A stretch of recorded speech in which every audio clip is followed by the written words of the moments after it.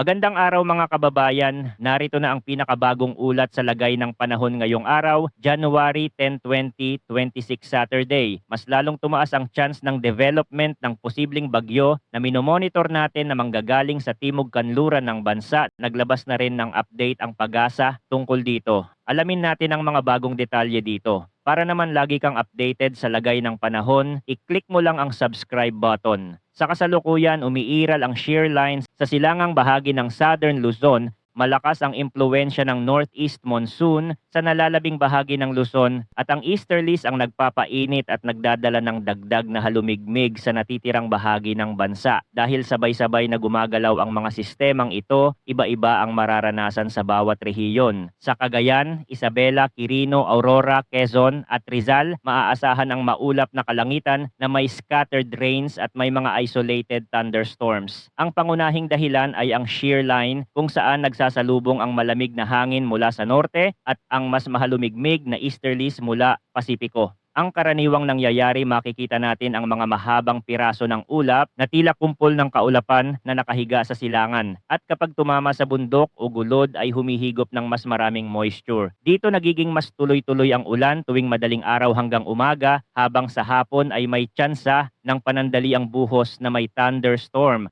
Mahalaga ring tandaan na sa mga baybaying nakaharap sa Pacific, mas maaga at mas madalas ang mga ulap dahil diretsyong sumasalubong ang hangin. Sa Bicol Region, Eastern Visayas, Dinagat Islands at Surigao del Norte, posibleng makaranas ng maulap na may scattered rains at thunderstorms dahil sa easterlies. Ang easterlies ay mainit at mahalumigmig na hangin mula silangan na mabilis magtulak ng pagbuo ng ulap kung sapat ang init sa tanghali. Ang karaniwang galaw medyo maaliwalas sa umaga, iinit bandang tanghali, tapos bibigat ang ulap at bubulusok ang mga thunderstorm cells sa hapon hanggang gabi. Sa ilang pagkakataon, maaaring mag-form ang mga linear rain bands malapit sa baybayin, kaya may mga lugar na makakaranas na magkakasunod na pag-ulan na may maikling pagitan. Sa Cordillera Administrative Region, sa nalalabing bahagi ng Cagayan Valley, gayon din sa Nueva Ecija at Bulacan, magiging maulap ang kalangitan na may light rains dahil pa din sa epekto ng northeast monsoon. Ito ang tinatawag na amihan type na ulan. Pino, tuloy-tuloy at kadalasang stratiform. Hindi ito kasing lakas ng thunderstorm pero sapat para magpanatili ng basang kalsada at ulap sa tuktok ng bundok.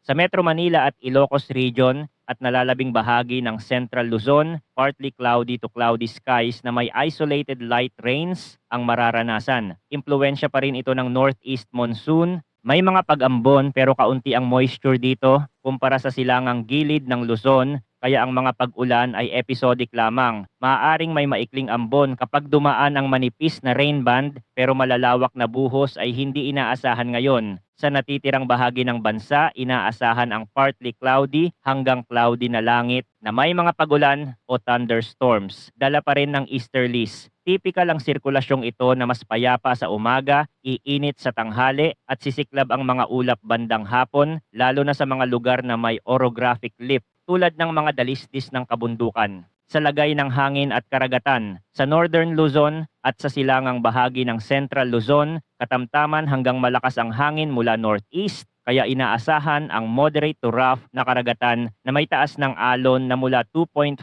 hanggang 4 meters. Sa natitirang bahagi ng Luzon at silangang seksyon ng Visayas, katamtaman hanggang malakas din ang ihip mula east hanggang northeast at ang dagat ay mananatiling moderate to rough sa pagitan ng 1.5 hanggang 3.4 meters. Sa natitirang bahagi ng bansa, banayad hanggang katamtaman ang hangin mula east hanggang northeast at slight to moderate ang taas alon mula 0.6 hanggang 2.5 meters. Pansinin na kahit nasa slight to moderate band ang forecast, maaari pa ring biglang tumaas ang wind waves sa tabi ng malalakas na thunderstorm outflow. Kaya asahan ang pansamantalang choppy na kondisyon sa paligid ng bumubulusok na ulap-ulan tuwing hapon at gabi. Ayon naman sa pinaka-latest tropical cyclone update na inilabas ng PAGASA sa kanilang 2-week window forecasts. Para sa week 1 mula January 9 hanggang January 15, walang TC-like vortex o TCLV sa loob ng PMD sa simula ng saklaw. Gayunman, ipinapakita ng mga modelo na may TCLV1 na posibleng mabuo sa silangang hangganan ng TCAD. Ayon sa guidance, inaasahang papasok ito sa Philippine Area of Responsibility at kikilos patungong Eastern Mindanao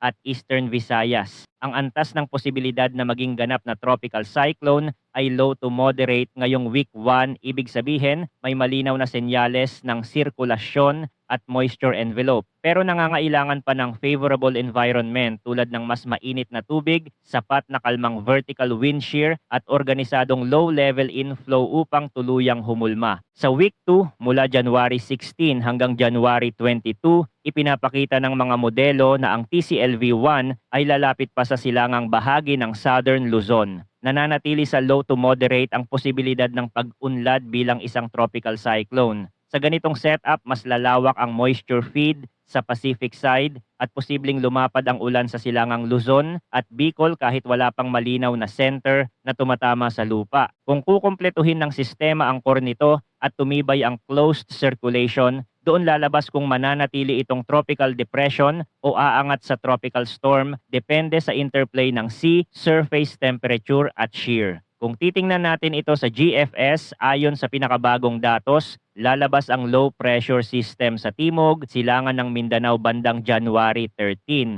Tuesday. Habang lumilipas ang mga araw, ipinapakita ng modelong ito na palalakasin ng sistema ang sarili at aakyat sa antas ng tropical depression category. Ang inaasahang direksyon nito ay pahilagang kanluran. Sa projection na ito, may senyales na dadaan ng malapit ang core sa may northeastern portion ng Mindanao at sa eastern portion ng Visayas. Gayunman, hindi ito inaasahang tuluyang tatawid sa kalupaan dahil may malakas na puwersang synoptic na hihila rito, pahilagang silangan, kaya sinasabi sa mga forecast na ito ay liliko o magre-recurve pabalik sa Pacific side. Bakit mahalaga ang posibleng recurvature na ito? Kung liliko ang track bago pumasok at maglandfall sa kalupaan, mananatiling nakaharap sa dagat ang core at mapapanatili ang supply ng init at halumigmig. Kaya maaaring mas malawak ang ulan sa Pacific side kahit hindi tumatama ang sentro. At kung medyo bababa ang vertical wind shear sa pagliko, pwedeng mapanatili ng sistema ang antas na tropical depression o umangat sa tropical storm bago unti-unting mahatak palayo ng malawakang sirkulasyon. At kapag nagtagal sa silangan ang moisture plume, magkakaroon ng mas matibay na ulap-ulan sa silangang Luzon at sa mga lugar na nakaharap sa Pacific kahit pa ang mismong sentro ay nasa dagat. Ayon sa pinakabagong datos, ang posibleng lakas ng bagyo ay nasa pagitan ng tropical depression at tropical storm level sa kasalukuyang signal. Ito ay tugma sa katotohanang nasa tag-ulan ng amihan tayo kung saan mas malamig ang ibabaw na hangin sa norte at may mga yugto ng mas mataas na wind shear. Ang kombinasyon ng mas malamig na hangin sa itaas ay maaring humadlang sa mabilis na intensification. Pero hindi nito automatikong pinipigil ang pagbuo ng malawak na ulan sa labas ng core. Sa madaling sabi, kahit hindi ito maging malakas na bagyo, kayang magdala ng malalawak na pag-ulan ng outer bands, lalo na kung babagalan ang forward speed sa gilid ng steering flow.